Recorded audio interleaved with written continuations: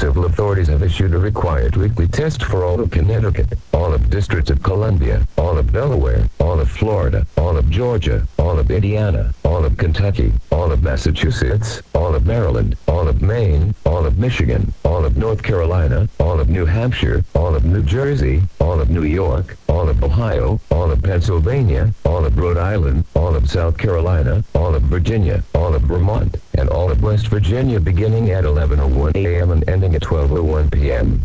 Test message EAPAWS open cap EAS feed configuration test message.